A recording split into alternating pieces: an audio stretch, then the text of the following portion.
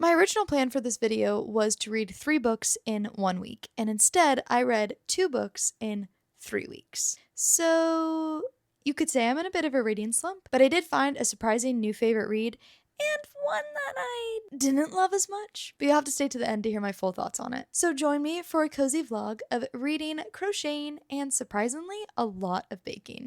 Also, we got a puppy. Say hi, Penny.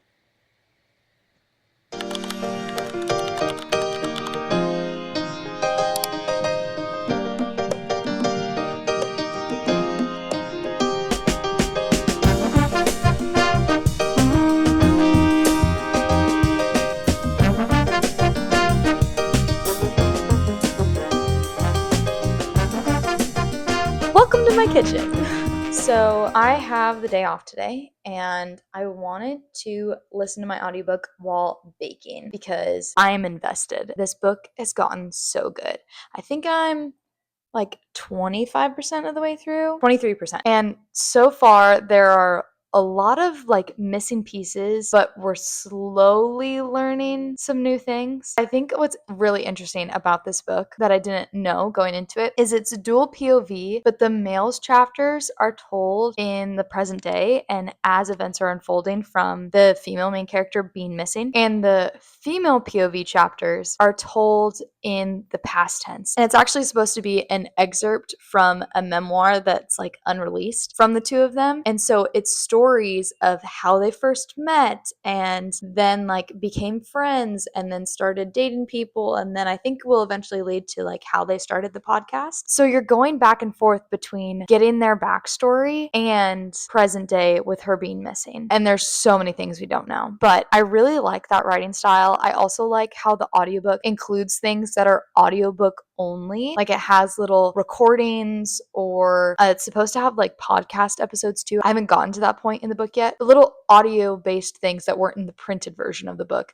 that just enhance the audiobook experience. It also has Julia Whalen as one of the narrators, and I love her voice for narrating books. And the male narrator is Sean Patrick Hopkins. And I really like his voice too. His female voices are not overly obnoxious or Valley Girl, that type of like really high pitched voice that some male narrators do that just really grinds my gears. But both of their narration style is really easy to listen to. So it's nice that even though it's dual narration, not duet, meaning they read their respective POV chapters, but if there's any male or female characters in those chapters, it's still the same narrator. It doesn't change, but it's really good. So far, I'm loving this and I'm wondering what's going to happen the next. I'm on the edge of my seat, but I wanted to bake while we listen. So I was hanging out this morning, took a fresh shower, so my hair's all clean, but it needs to be put up, and now we're baking.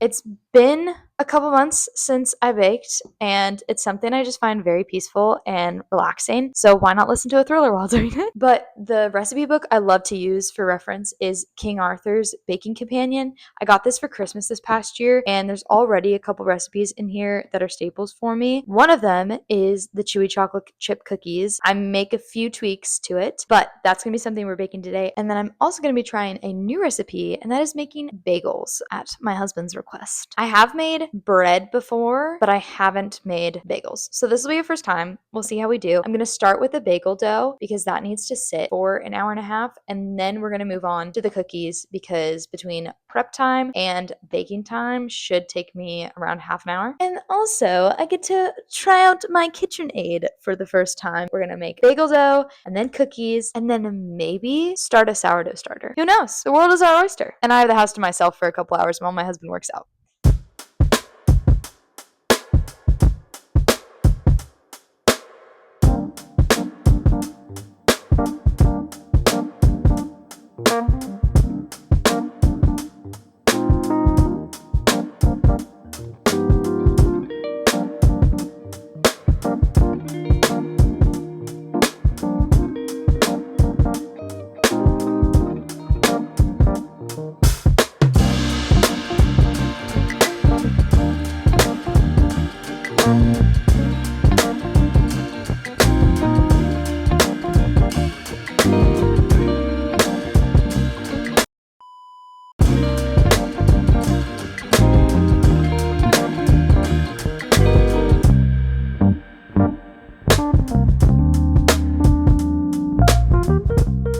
Bagel dough is officially resting. I'm holding the microphone weird because my hands are covered in flour. But I wanted to have a quick intermission to talk about the book because I feel a shift coming. I have theories as to what's happened, but I have not a lot of grounding to stand on. So we'll see if they come to fruition. Anyways, we are now 31% of the way complete. Bagel dough is sitting out to rise, and we're going to start working on these chocolate chip cookies. So this recipe, really good. I've only made it twice. The first time they didn't turn out how I wanted exactly, but the second time they turned out perfect. The small adjustments that I make though to this recipe, if you do have the King Arthur's Baking Companion book, I don't include nuts. I'm allergic. And also instead of semi-sweet or bittersweet chocolate chips, I use dark chocolate chunks. I use these allergy-friendly chocolate chunks from Simple Truth that you can get at like Kroger or Fred Meyer. And then instead of corn syrup, I use maple syrup. And we have these little tiny containers of Vermont maple syrup from Sugarbush Farms. And this is a place my husband and I visited on our honeymoon and loved their maple syrup and their cheese. So we had gotten a bunch of these little nibs for Christmas this last year as gifts. We ended up having more of these than we needed. One of these containers is just the right amount for this batch of cookies. And those are really the only modifications I make.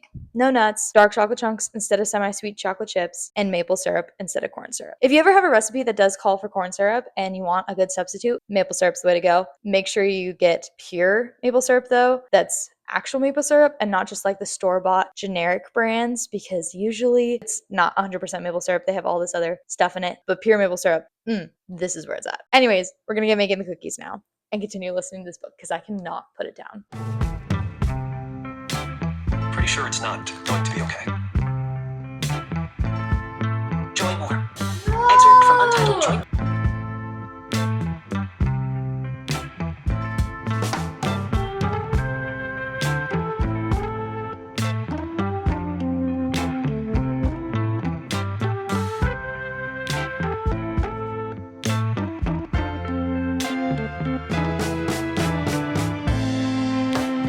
Hi, baby. Hi. Hi. She was taking a nap, but now she's curious what I'm doing. My camera died, so I'm recording this clip on my phone really quick. But we have made the cookie dough, and now we're going to scoop them out onto the cookie plates. Should be able to pop them in the oven, and those I think will be done before the bagels are ready to go. But the bread dough is looking good. We're going to scoop these up, plate them, and then I'll check back in with you.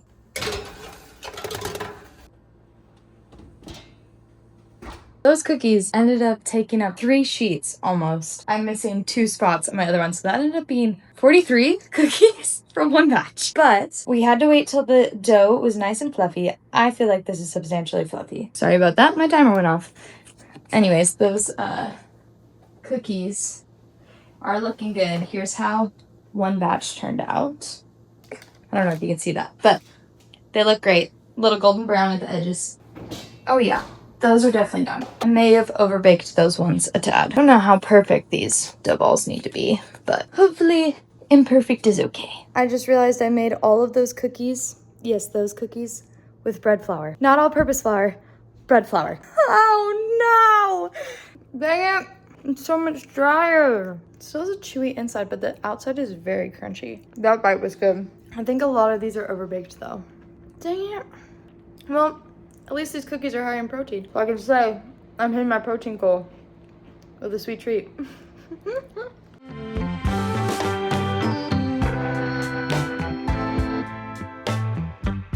It's been a little bit, but everything's been baked now. So we have the dark chocolate chunk cookies, plain bagels, and cheddar cheese bagels. A few things through this process that I've learned is use all-purpose flour, not bread flour, for the cookies. They have turned out a little crispier and not as chewy as the last time I made them. I think they're just denser, and I slightly overbaked them, but I think it's because it took a little longer to cook through with the denser flour. And then for the plain bagels and cheddar cheese bagels, I'll be curious to see how they taste because my husband kept telling me to cook these a little longer or that he wanted these bagels darker. And then the cheddar cheese ones we took out a little sooner, so they're not as dark on the edges. We'll see, have a taste test to see how long to cook these.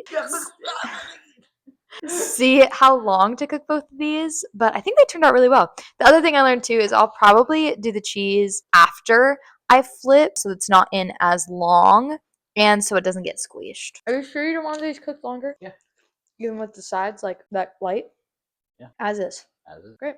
They turned out pretty good looking. They did. Still recording, right? Oh.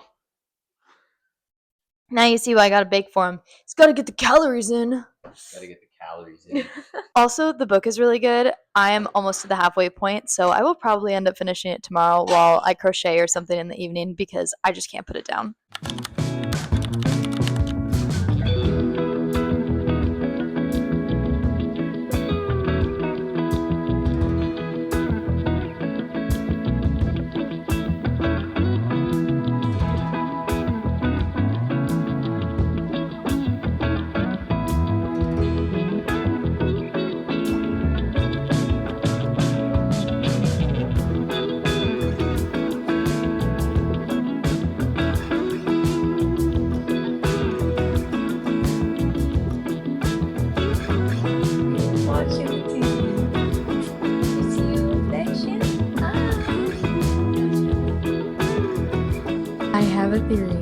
I have a theory of who did it. We're halfway through and so much has happened. There is a definite shift. And now I'm like, how is there still half of a book? I'm 65% of the way through right now. But still, I'm like, how do we still have this much left to go? What do I not know? This is crazy. So good. So good. I know who the stalker is. I think I know who the stalker is. Mark my words, I am 72% of the way through this book right now, and I think I just figured out our person. Oh my gosh. How? We'll see if I'm right. We'll see if my theory is right. I knew it! Well, I was gonna record something, but she seems so comfy. So, we're testing out a new look for Penny. Everyone say in the comments, we love your bow, Penny. Really, I was just looking for something to help keep her hair out of her eyes until we can get her into a groomer. But I think she looks super cute with it. Anyways, I really wanted to hop on here to talk about This Story Might Save Your Life by Tiffany Crum. This audiobook was so good. If you are a fan of thrillers, but you don't like anything super gory, super explicit, this was a great book. Also, if you like audiobooks that immerse you into the experience and feel like they have more of a range when it comes to narrators, this is a great audiobook. It wasn't a graphic audiobook, but there is a podcast element, which I'll get into in a second, and there was audio exclusive things as a part of this audiobook. So things that weren't in the original printed book, but enhanced the audio experience. So, this book is about two best friends who are co hosts, and one of them ends up going missing. The other one is trying to find out what happened to her, and the story is told between their two different POVs. However, his is present day since she went missing, hers is their unreleased memoir and what she's written about like how they first met and their friendship over the past few years and then like leading up to them starting the podcast. So hers takes place in the past. So you don't know what's happened to her when you jump into this story. You're kind of in the dark, just like the male main character. Both POV chapters have different narrators, but it is dual POV, meaning that if a male character appears in the female POV chapter, it will be the female narrator reading that voice. Same with the male's chapter. But the two narrators they got for this story were Julia Whalen, who is a great narrator. If you haven't heard any of the books she's narrated before, she does a lot for Emily Henry and Taylor Jenkins Reid. But her male voices, I find, are pretty well done. Like it doesn't feel overly gruff, but it feels low enough that you can distinguish it as a man's voice. For the male narrator, which usually a male narrator doing a female voice is where I struggle with dual POVs, but this male narrator, Sean Patrick, I think.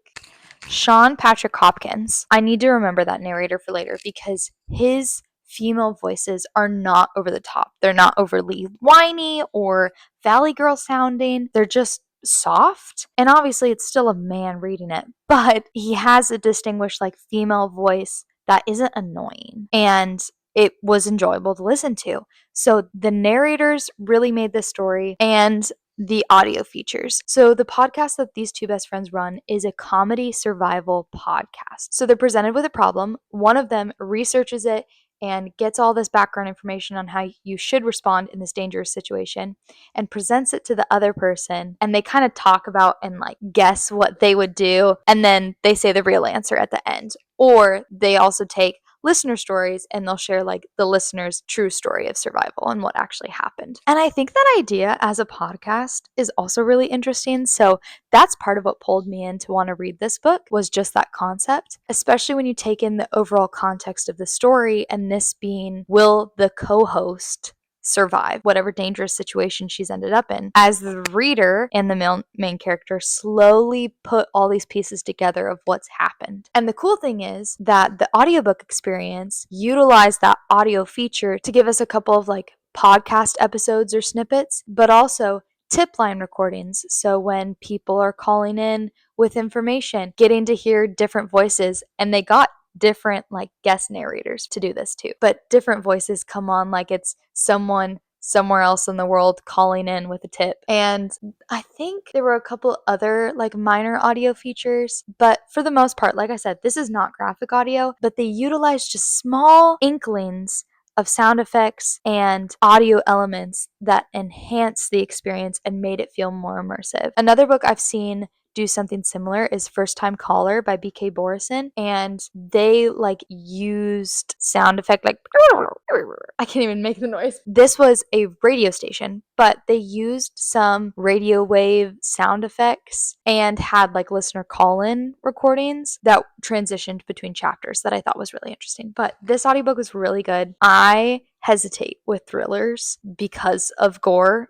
and not liking that, and I don't like really creepy things. This doesn't have either, but it does a good job of creating suspense and a dangerous situation. I think that also makes it feel a little bit more realistic. Not saying that gory things don't happen in the real world, but situations that can be equally scary without having to be creepy or horror. Was there elements that felt a little predictable? Yes, but not in a way that I felt ruined the story or made me feel like I already knew what was going to happen. More so, I think the things that felt predictable were what the author wanted you to feel and the direction she wanted to pull you in so she could continue to reveal things. I also liked the balance of getting the backstory of these two friends, because it wasn't just a thriller the full time. You were getting to learn about their relationship and how the podcast started in the first place and where that idea came from, and kind of got deeper context to what was going on at the time of the female main character's disappearance. Overall, I loved this audiobook, not only for the immersion and the narrators, but I really enjoyed the plot and the storyline. I don't think it was the most like gripping, fast-paced, cruising through all these scary things smacking you in the face. I think it was subtle in introducing the tension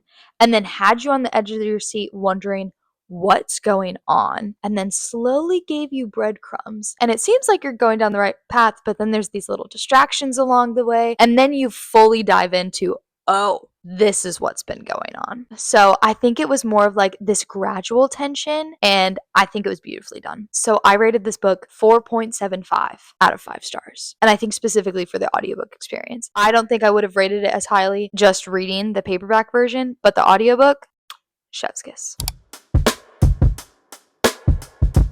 That being said, we are transitioning to another audiobook that I've already started, and that is A Court of Silver Flames by Sarah J. Maas. I actually just finished part 1 earlier today of the graphic audiobook. So I have part 2, which is still like 10 hours left, and I don't know how I feel about this book. I'm getting bored at parts. There's just like not a lot moving, and there's other parts where I'm just like, not really rooting for the relationship that's happening in the book.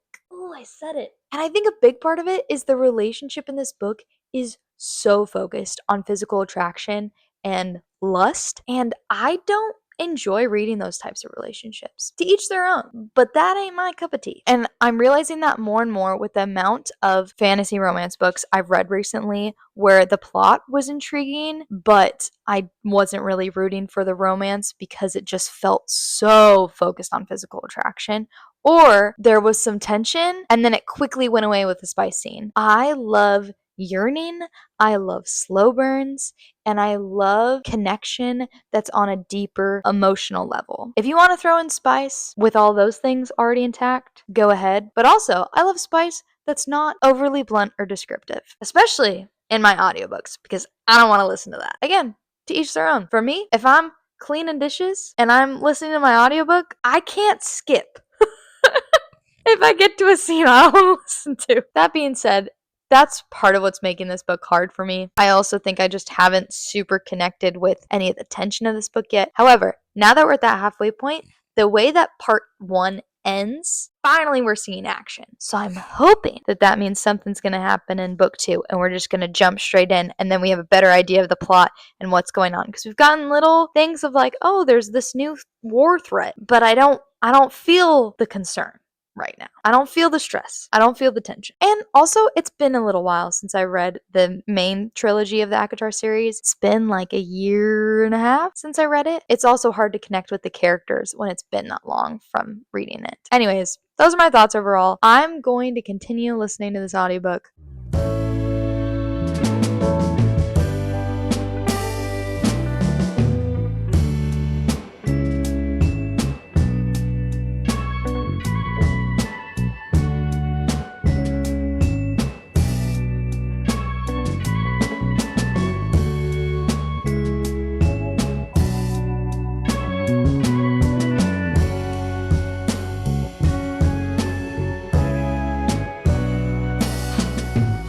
That is so good. I also forgot to mention, this is my first Saturday fully off in like 2.5 months. The past several weeks, I've had something come up on Saturdays, whether it's work, whether I'm teaching an aerial class, or we have something else that we have to do or has filled that weekend. It's kind of weird to be at home and be a Saturday, and it's kind of my day to do it as I please.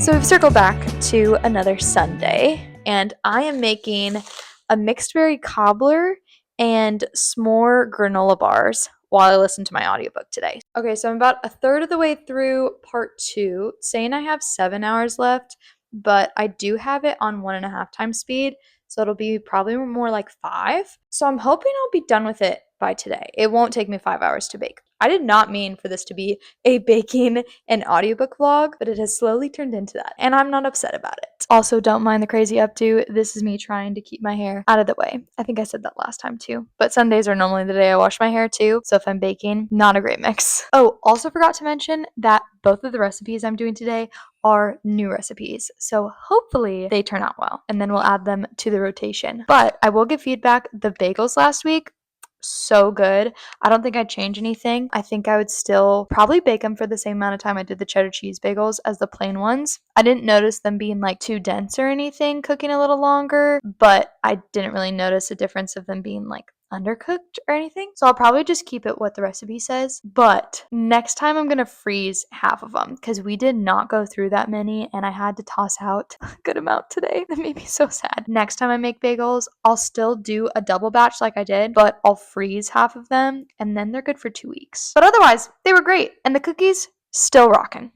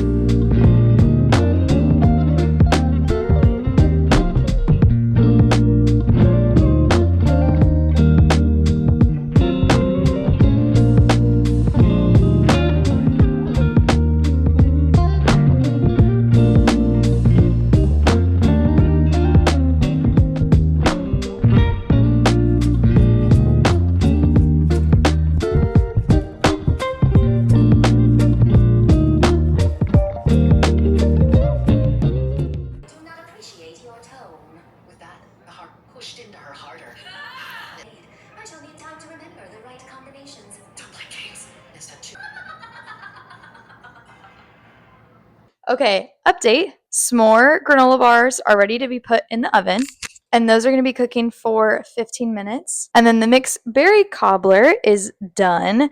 I have a little. Did you see what I did?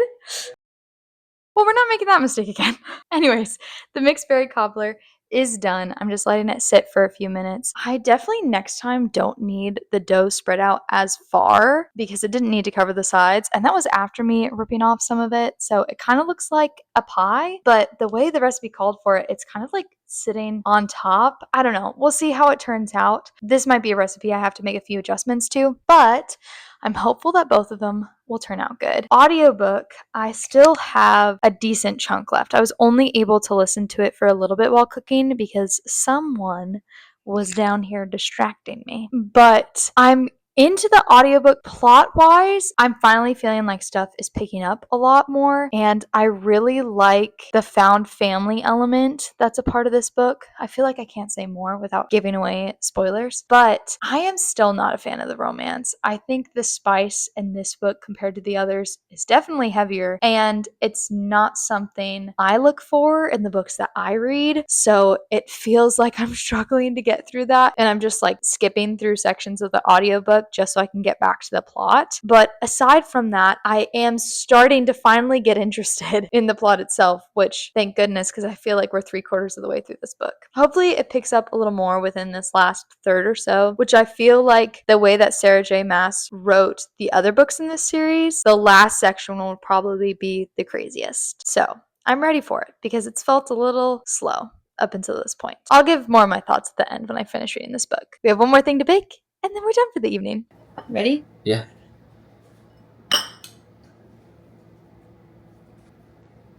The crust is too doughy. I'm trying to decide if I like that or not.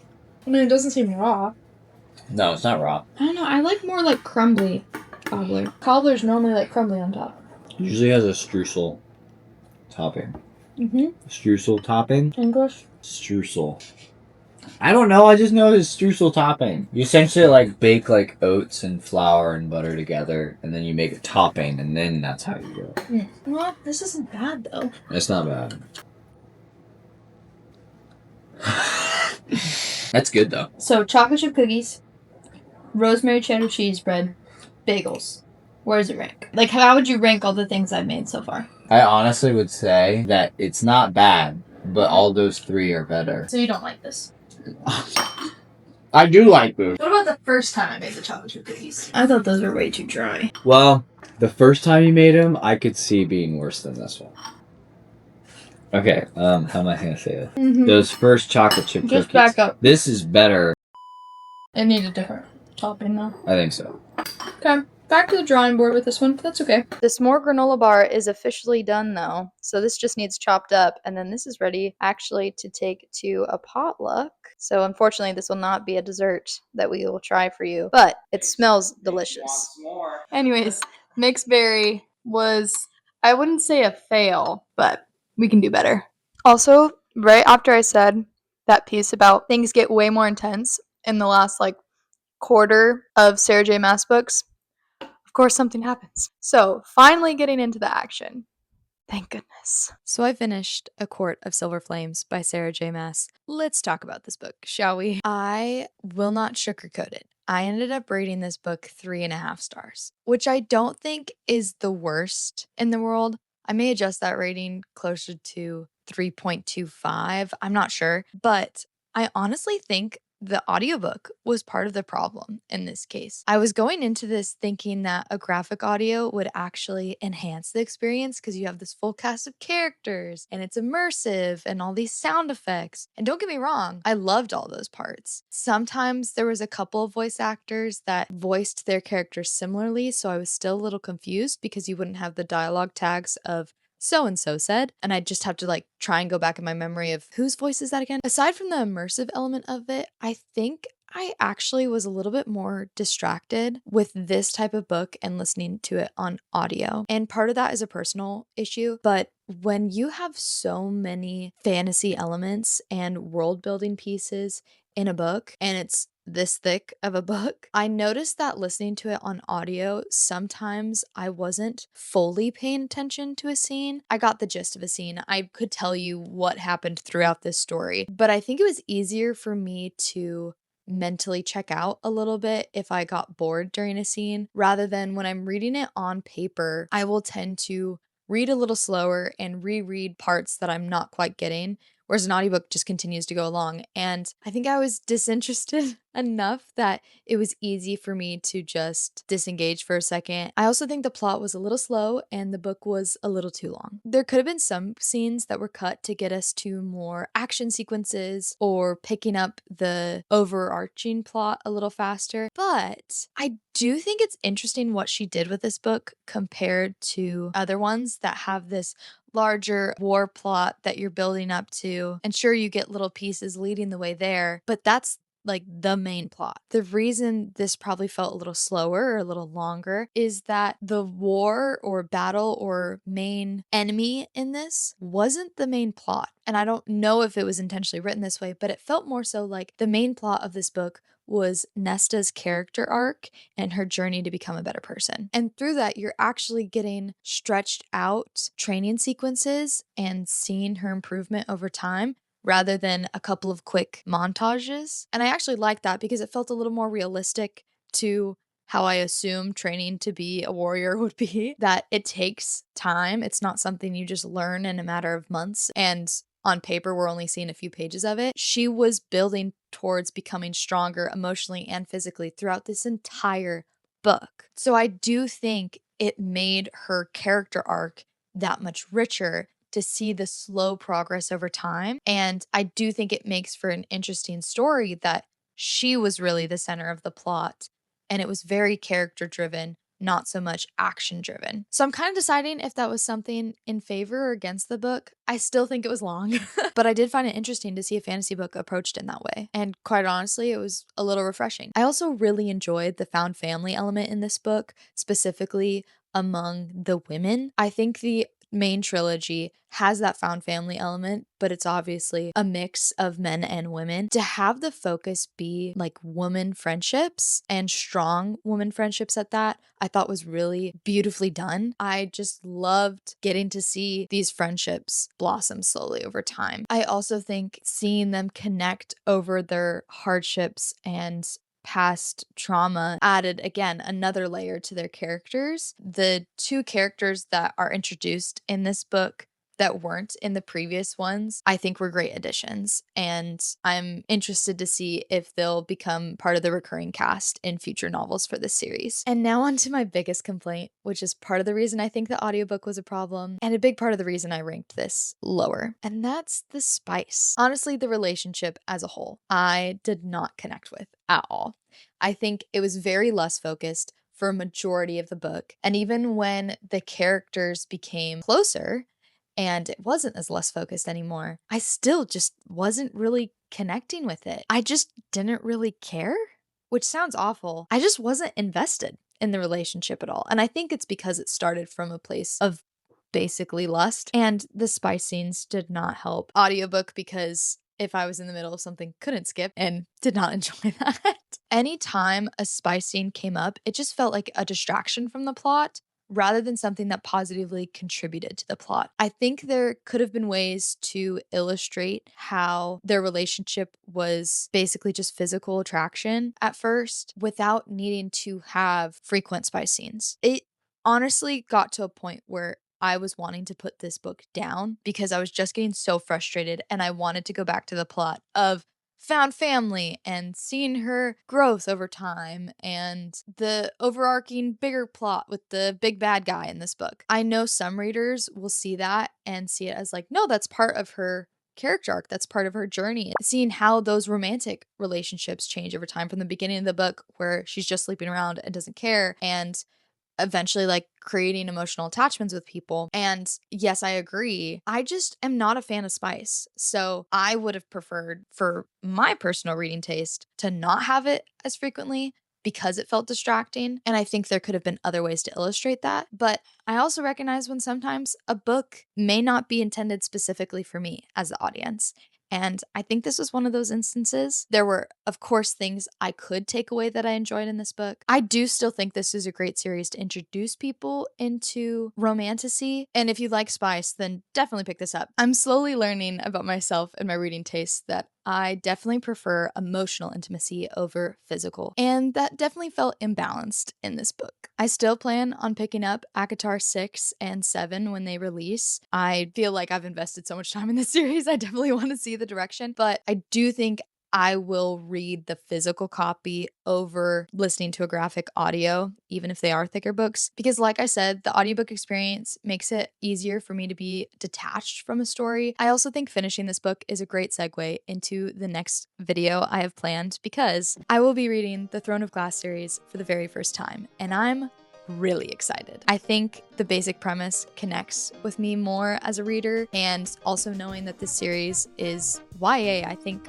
for almost the entire series, I know that the spice level will also be more to my reading taste. I'd love to hear your thoughts in the comments if you've read either of the 2 books I touched on in this vlog and what your thoughts were on either one. So if you haven't already, be sure to subscribe, click the notification bell to know when my next video will be uploaded. But also, if you just want to hear more from me in the future, I'm trying to upload videos every week. So hopefully I will see you next week with a new video and starting a new series. Bye, everybody.